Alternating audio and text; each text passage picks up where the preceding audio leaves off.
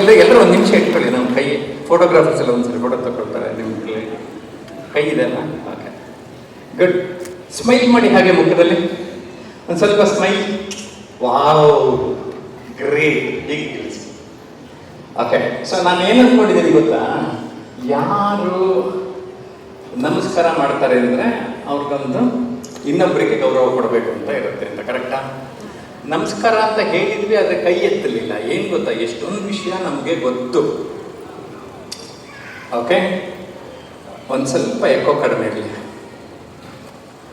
ಗೊತ್ತು ಎಷ್ಟೊಂದು, ಆದರೆ ನಾವು ಫಾಲೋ ಮಾಡಲ್ಲ. ಕರೆಕ್ಟಾ? ಏನಂತೀರಾ? ಓಕೆ, ಸೊ ನಂದಿವತ್ತು ನಾನು 20 ನಿಮಿಷ ನಾನು ಟೈಮ್ ನೋಡ್ಕೊಂಡಿದ್ದೀನಿ. ನಮಗೆ ಏನು ಗೊತ್ತೋ, ಯಾವ ಸರಿ ಅನಿಸುತ್ತೋ ಅದನ್ನು ಫಾಲೋ ಮಾಡಿಬಿಟ್ರೆ ನಮ್ಮ ಲೈಫಲ್ಲಿ ಗ್ರೇಟ್ ಆಗಿಬಿಡ್ತೀವಿ. ಏನಂತೀರಾ? ತುಂಬ ಜನ ಬುದ್ಧಿವಂತರು ಬೆಂಗಳೂರಲ್ಲಿದ್ದಾರೆ, ಅವರೆಲ್ಲ ಉದಾರ ಆಗಿಲ್ಲ. ಯಾಕೆ ಅಂದರೆ ಅವ್ರು ಹೇಳಿದ್ದನ್ನು ಫಾಲೋ ಮಾಡಲಿಲ್ಲ. ಕರೆಕ್ಟಾ?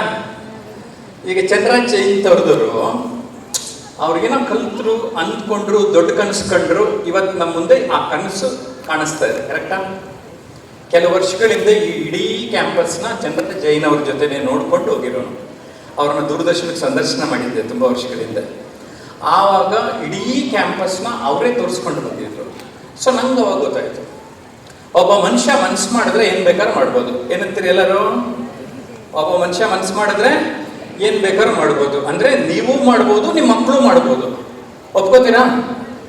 ಪೇರೆಂಟ್ಸ್ ಅಂತಾರೆ, ನಾನೇನು ಮಾಡೋಕ್ಕಾಗುತ್ತೆ ಸರ್ ಅಂತ. ಪವರ್ ಆಫ್ ನಂಬರ್ 1 ಅಂತ ಹೇಳ್ತೀನಿ. ಪೋಲಿಯೋ ಡ್ರಾಪ್ಸ್, ಒಂದೊಂದೇ ಡ್ರಾಪು ಪೋಲಿಯೋ ಕಾಯಿಲೆನ ಉಗಿಸ್ಬಿಡ್ತು. ಗಾಂಧೀಜಿ ಥರದ ವ್ಯಕ್ತಿ ನಮ್ಮ ದೇಶಕ್ಕೆ ಸ್ವಾತಂತ್ರ್ಯ ಕೊಡಿಸೋದಕ್ಕೆ ಸಾಧ್ಯ ಆಯಿತು. ವಿಶ್ವೇಶ್ವರಯ್ಯನವರ ಥರದ ವ್ಯಕ್ತಿ 100 ವರ್ಷ ಬದುಕಿದ್ರು, 1000 ವರ್ಷ ಮನುಷ್ಯ ಮಾಡೋ ಕೆಲಸನ 100 ವರ್ಷದಲ್ಲಿ ಮಾಡ್ಬೋದು ಅನ್ನೋದನ್ನು ತೋರಿಸಿದ್ರು. ಕರೆಕ್ಟಾ?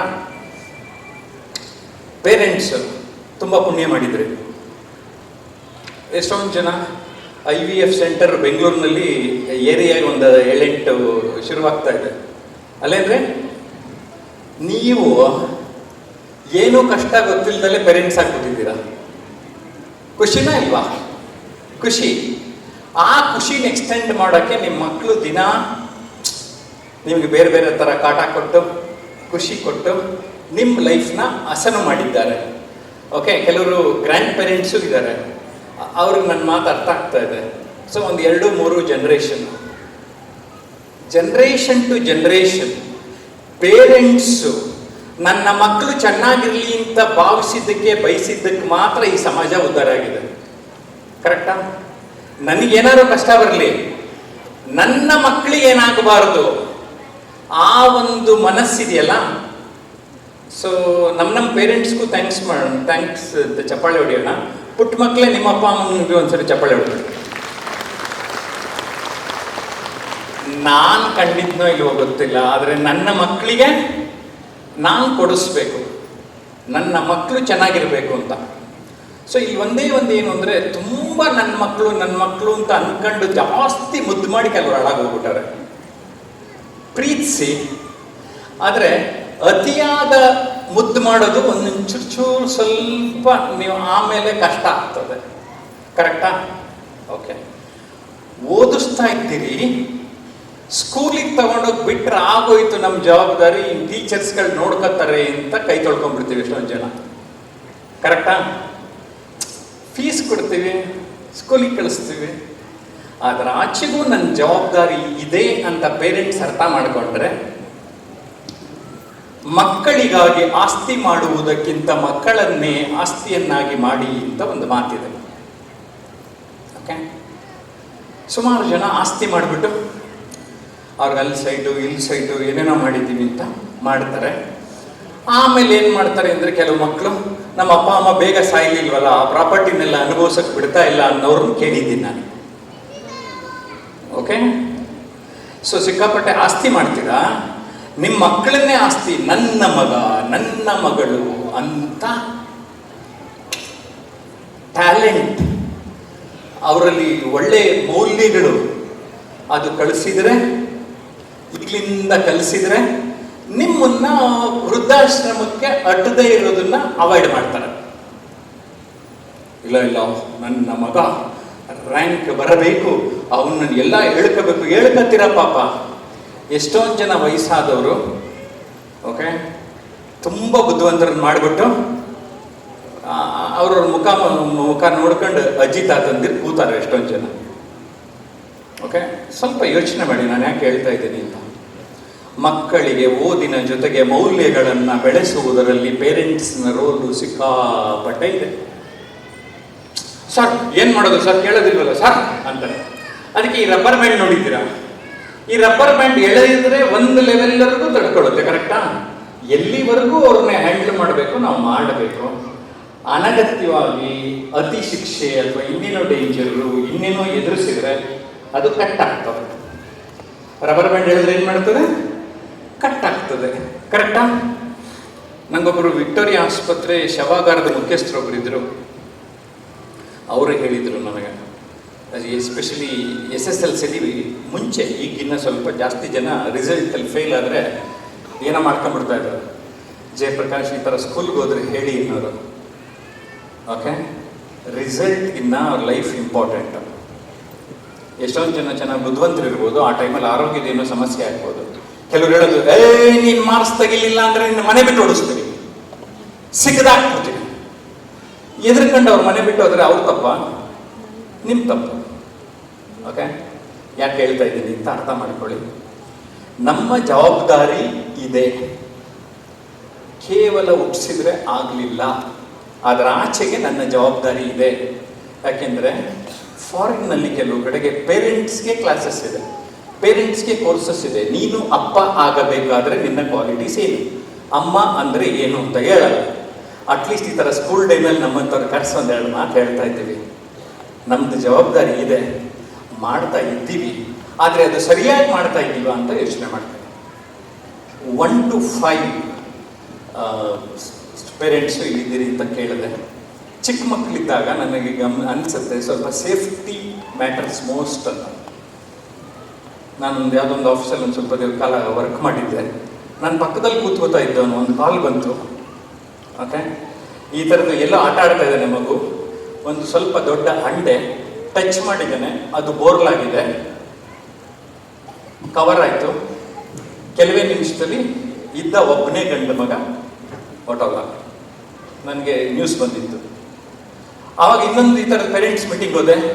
ಸರ್ ತುಂಬ ಹುಷಾರಾಗಿರಬೇಕು, ನಾವು ಯಾವುದೋ ಗೃಹಪ್ರವೇಶಕ್ಕೂ ಎಲ್ಲೋ ಹೋಗಿದ್ವಿ, ಮಾಡಿ ಮೇಲೆ ಆಟ ಆಡ್ತಾ ಇದ್ದು ಮಕ್ಕಳು, ಕೆಳಗಡೆ ಬಾಂಡ್ಲಿಲಿ ಏನೋ ಬೇಯಿಸ್ತಾ ಇದ್ರು, ಸೀದಾ ಬಿದ್ದು ಹೊಟ್ಟೋಯ್ತು.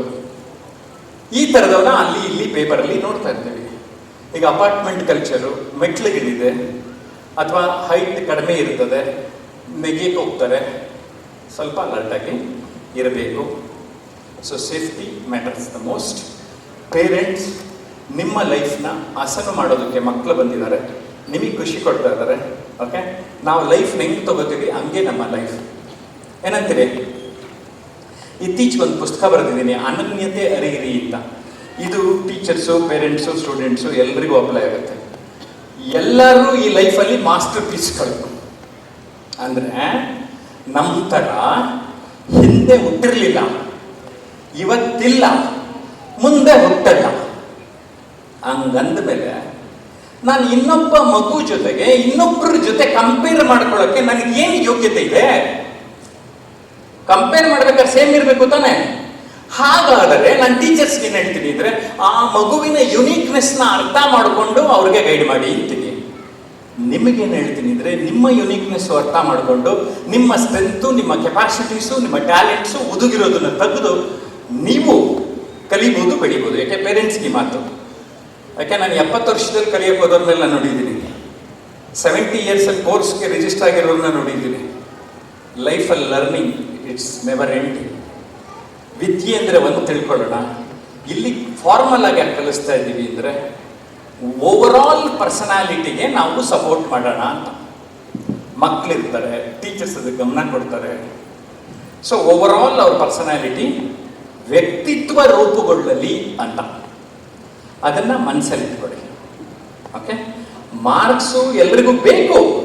ಆದರೆ ನಾನೇನು ಕೇಳ್ತೀನಿ ಅಂದರೆ, ನೀವು ಮಾರ್ಕ್ಸ್ ಓರಿಯೆಂಟೆಡಾ, ಅಚೀವ್ಮೆಂಟ್ ಓರಿಯೆಂಟೆಡ್ ಬೇಕಾ? ನಿಮ್ಮ ಮಗ ಇಡೀ ಕರ್ನಾಟಕದಲ್ಲೇ ಒಂದೇನೋ ಒಂದು ಸಾಧನೆ ಮಾಡಿ ವಾವ್ ಈ ಸ್ಕೂಲ್ ಅವ್ರಿಗೆ ಅನ್ನಿಸ್ಬೇಕು, ಅಲ್ಲೆಲ್ಲರೂ ಯಾವ್ದಾದ್ರು ಜಾಗ ಇರ್ತದಲ್ಲ ಅಲ್ಲೆಲ್ಲ ಫೋಟೋ ಹಾಕ್ಬೇಕು ಅಂತ ನಮ್ಮ ಮಕ್ಕಳದು. ಎಷ್ಟು ಜನಕ್ಕೆ ಹಂಗೆ ಅನ್ಸುತ್ತೆ? ಸುಮ್ಮನೆ ಅನ್ಕೋಣ, ದೊಡ್ಡ ಗ್ರೇಟ್ ಅಚೀವ್ಮೆಂಟ್ ಮಾಡಿದ್ರೆ ಈ ಕ್ಯಾಂಪಸಲ್ಲಿ ಎಲ್ಲಾದ್ರೂ ಅವ್ರದ್ದೊಂದು ಫೋಟೋ ಬೀಳುತ್ತಾ ಇಲ್ವಾ?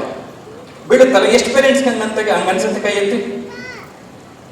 ಎಷ್ಟೊಂದು ಜನಕ್ಕೆ ಅನ್ಸುತ್ತಾ? ಆದರೂ ಅರ್ಧ ಜನಕ್ಕೆ ಅನ್ನಿಸ್ಲಿಲ್ವಲ್ಲ, ಸಂತೋಷ.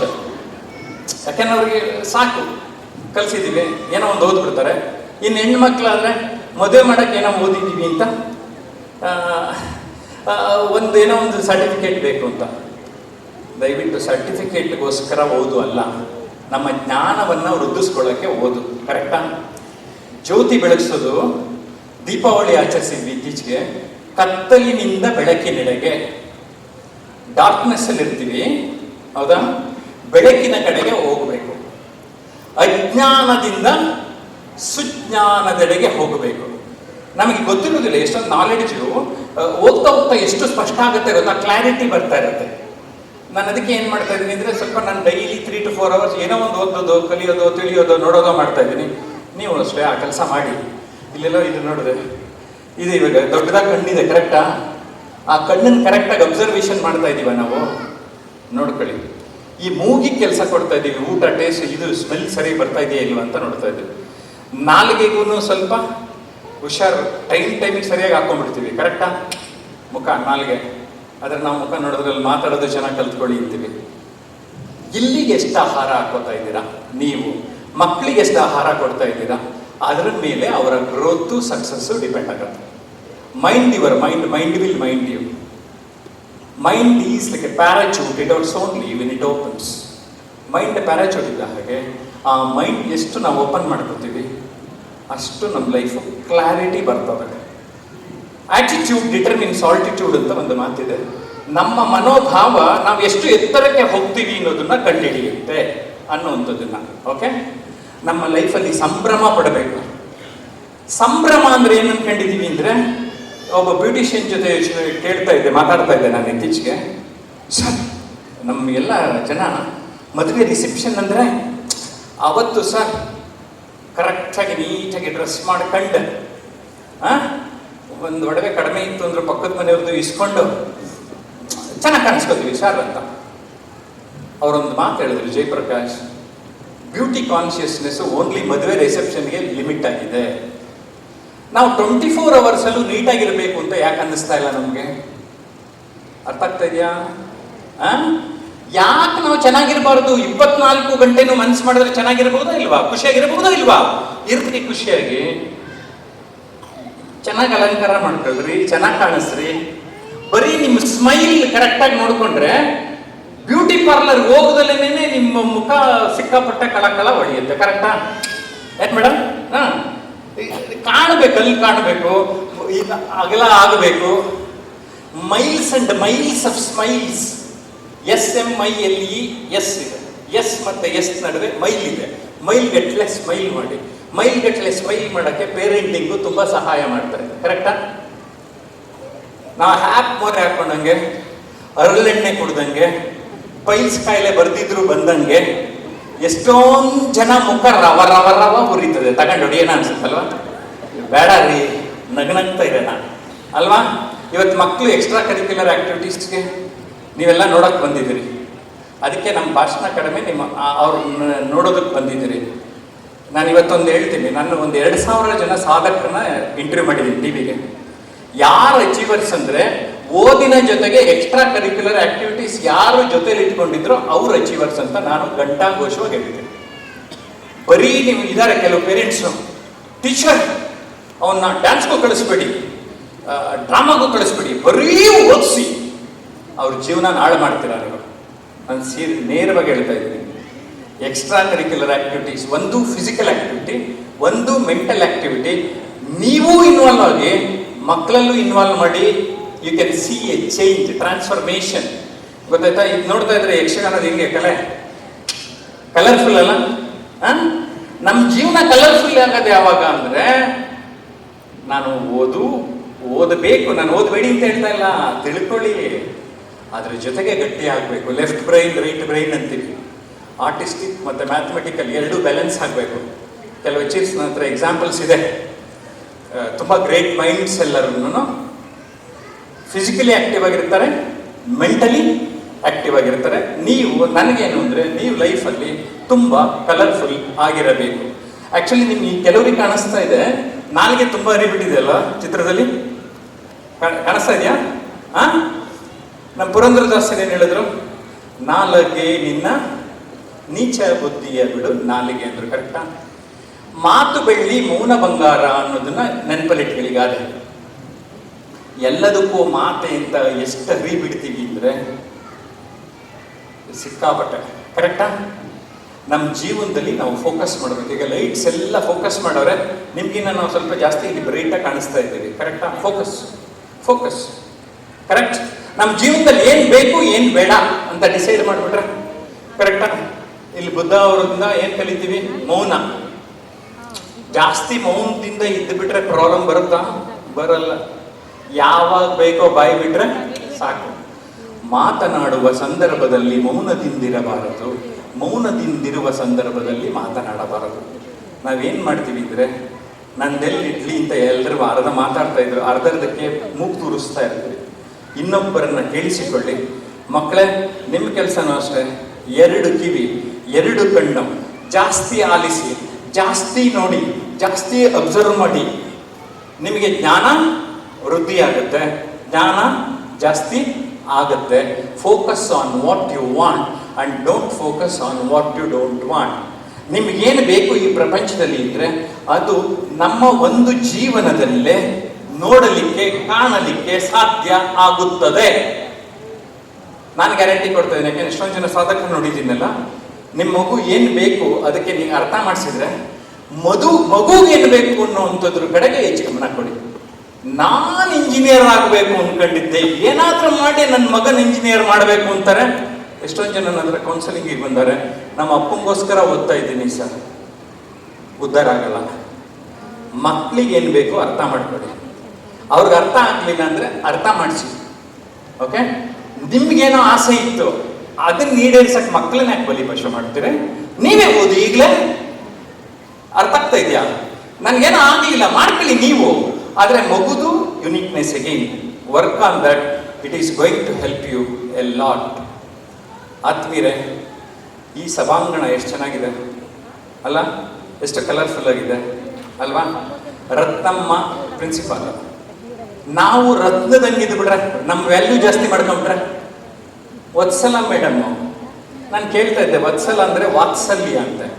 ಆ ಪ್ರೀತಿ ವಾತ್ಸಲ್ಯಗಳನ್ನ ದುಡ್ಡಿನಲ್ಲಿ ಅಳೆಯಕ್ಕಾಗ್ತದ? ನಮಗೆ ನಿಜವಾದ ಸಂತೋಷ ಇರೋದು ಯಾವುದರಲ್ಲಿ ಗೊತ್ತಾ? ಯಾವುದನ್ನ ದುಡ್ಡಿನಲ್ಲಿ ಹಳೆಯಲು ಆಗುವುದಿಲ್ಲವೋ ಅದರಲ್ಲೇ ಸಂತೋಷ. ನಮ್ಮ ಅಮ್ಮನ ಪ್ರೀತಿ 1 ಕೋಟಿ ಪ್ರೀತಿಸ್ತಾರೆ ಅಂತ ಹೇಳಕ್ಕಾಗತ್ತಾ? ಆಗಲ್ಲ. ಅವ್ರ ಸ್ನೇಹ ಮಾಡ್ತಾರೆ ಅಂತ ಹೇಳಕ್ಕಾಗತ್ತಾ? ಯಾವುದು ನಮ್ಮ ಲೈಫಲ್ಲಿ ಎಕ್ಸ್ಪೀರಿಯನ್ಸ್ ಮಾಡ್ತೀವೋ ಅದನ್ನ ಎಮೋಷನ್ಸ್ ಅಂತೀವಿ, ಭಾವನೆಗಳು ಅಂತೀವಿ. ನಿಜವಾದ ಖುಷಿ ಇರೋದು ಆ ಎಮೋಷನ್ಸ್ ಅಲ್ಲಿ. ಇನ್ಫ್ಯಾಕ್ಟ್ ಯಾವುದೋ ಒಂದು ಸಣ್ಣ ಬಾಟ್ಲು ಹುಡ್ಕೊಂಡು ಹೋಗ್ತಾರಲ್ಲ ಕೆಲವರು, ಅದೆಲ್ಲ ಲೈಟ್ ಕಡಿಮೆ ಟೈಮು. ಅದೇ ಮಕ್ಳ ಜೊತೆ ಆಟ ಆಡಿ, ಹೆಂಡತಿ ಮಕ್ಳ ಜೊತೆ ಇರಿ, ಲಾಂಗ್ ಟರ್ಮ್. ಸೊ ನಾನೇನು ಹೇಳ್ತೀನಿ ನಿಮಗೆ ಗೊತ್ತಾಗೋಯ್ತು. ಓಕೆ? ಸೊ ಒಂದು ಕೊನೆಯದಾಗಿ ಮೈಕೆಲ್ ಏಂಜಲೋ ಅಂತ ಒಬ್ಬ ಕಲಾವಿದ ಇದ್ದ, ಶಿಲ್ಪಗಾರ. ಅವನೊಂದು ಕೋಟ್ ನೋಡಿದ್ದೆ, ಅದಿಷ್ಟ ಆಯಿತು. ಅವನ್ನ ಕೇಳಿದ್ರಂತೆ, ನೀನು ತುಂಬ ಚೆನ್ನಾಗಿ ಶಿಲ್ಪಕಲೆಗಳನ್ನೆಲ್ಲ ಮಾಡ್ತೀಯಲ್ಲ, ಏನಯ್ಯ ಹೆಂಗಯ್ಯ ಮಾಡ್ತೀಯಾ? ಸರ್, ನಾನು ಮಾಡೋದು ತುಂಬ ಸಿಂಪಲ್ಲು ಸರ್. ಇಲ್ಲೊಂದು ಬಂಡೆ ಇದೆ ಅಂತೇಳಿ ಸರ್, ಇಮ್ಯಾಜಿನ್ ಮಾಡ್ಕೊಳ್ಳಿ, ಒಂದು ಬಂಡೆ ಇದೆ ಸರ್. ನನಗೇನು ಬೇಕು ಅನ್ನೋದನ್ನು ಡಿಸೈಡ್ ಮಾಡ್ಕೊತೀನಿ ಸರ್. ನಾನು ತುಂಬ ಸಿಂಪಲ್ ಕೆಲಸ ಸರ್. ನನಗೇನು ಬೇಕು ಇಟ್ಕೊಂಡು ಉಳಿದಿದ್ದೆಲ್ಲ ಕಿತ್ತಾಕ್ಬಿಡ್ತೀನಿ ಸರ್. ನನಗೇನು ಬೇಕು ಸಿಕ್ತು ಅಂತ. ಅರ್ಥ ಆಯ್ತಲ್ಲ? ನನ್ನ ಜೀವನದಲ್ಲಿ ಜಾಸ್ತಿ ಜನ ಏನು ಮಾಡ್ತಾರೆ, ಸರ್ ನಂಗೆ ಅದು ಬೇಡ ಸರ್, ಇದು ಬೇಡ ಸರ್, ಅದು ಬೇಡ ಸರ್. ಏನೇ ಬೇಕು? Focus on what you want. ನಿಮಗೇನು ಬೇಕು ನೀವು ಫೋಕಸ್ ಮಾಡಿದ್ರೆ, ಬೇಡವಾದದ್ದನ್ನೆಲ್ಲ ಕಿತ್ತಾಕೊಂಡ್ರೆ ನಿಮಗೇನು ಬೇಕು ಅದು ಸಿಕ್ತು ಅಲ್ವಾ? ನಾನು ಗ್ಯಾರಂಟಿ ಕೊಡ್ತೀನಿ, ನಿಮ್ಮ ಪರವಾಗಿ ಆಟೋಗ್ರಾಫ್ ಹಾಕ್ತೀನಿ. ನಿಮ್ಮ ಲೈಫಲ್ಲಿ ಬೇಕು.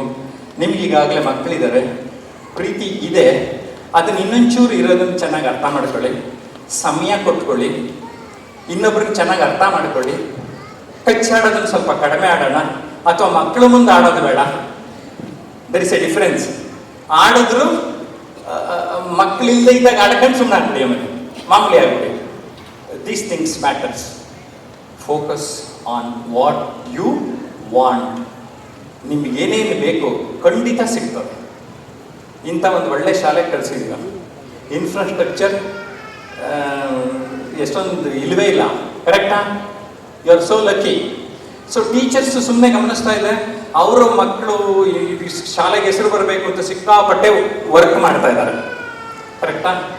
So they are doing their job. ಟೀಚರ್ಸ್ಗೆಲ್ಲ ಒಂದ್ಸರಿ ಚಪ್ಪಾಳೆ.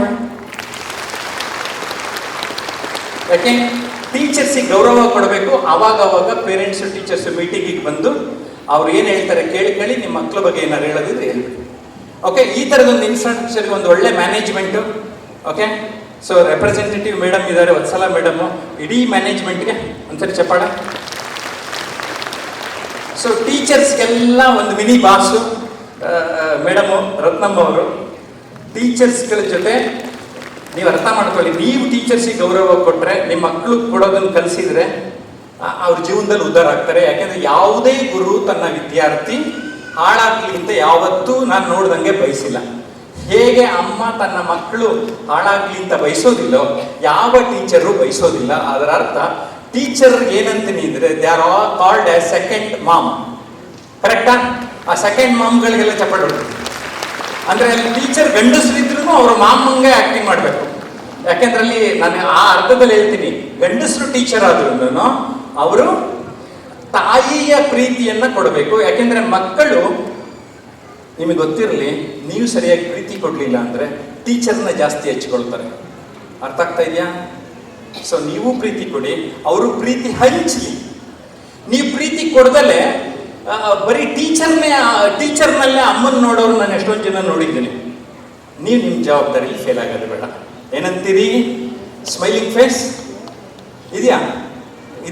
ಒಂದ್ಸರಿ ಕೈ ಎತ್ತಿ ಎಲ್ಲರೂ. ಬೆನ್ನ ಹತ್ರ ತಗೊಂಡೋಗಿ 3 ಸರಿ ಬ್ಯಾಟ್ ಮಾಡ್ಕೊಳ್ಳಿ. ನಾನು ಕಮಿಟ್ ಮಾಡಿಸ್ತಾ ಇದ್ದೀನಿ, ನಾನು ಹೇಳಿರೋ ವಿಚಾರ ಎಲ್ಲ ಫಾಲೋ ಮಾಡ್ತೀರಾ? Yes, great, I am very happy. ನನ್ನ ಮಾತು ಕೇಳಬೇಕು ಅಂದರೆ ಜಯಪ್ರಕಾಶ್ ನಾಗ್ತೇಳಿ ನನ್ನ ಹೆಸರು. ಯೂಟ್ಯೂಬ್ ಚಾನಲ್ ಇದೆ. ಪೇರೆಂಟ್ಸ್ಗೆ, ಟೀಚರ್ಸ್ಗೆ, ಸ್ಟೂಡೆಂಟ್ಸ್ಗೆ ಬೇರೆ ಬೇರೆ ಪ್ಲೇ ಲಿಸ್ಟ್ ಮಾಡಿದ್ದೀನಿ, ನೋಡ್ಕೊಂಬಿ. ಟೆಲಿಗ್ರಾಮ್ ಆ್ಯಪಲ್ಲಿ ನನ್ನ ಹೆಸರು ಟೈಪ್ ಮಾಡಿ ಜಾಯಿನ್ ಆಗಿಬಿಡಿ. ನಾನು ಏನೇನು ಕಾರ್ಯಕ್ರಮ ಮಾಡ್ತೀನಿ ಈ ಥರದ್ದೆಲ್ಲ ನಿಮಗೆ ಲಭ್ಯ ಆಗ್ತದೆ. ಪುಸ್ತಕ ಓದಬೇಕಾ? ಸಪ್ನಾ ಬುಕ್ ಹೌಸ್ ನನ್ನ ಪುಸ್ತಕಗಳನ್ನು ಹೊರ ತಂದಿದೆ.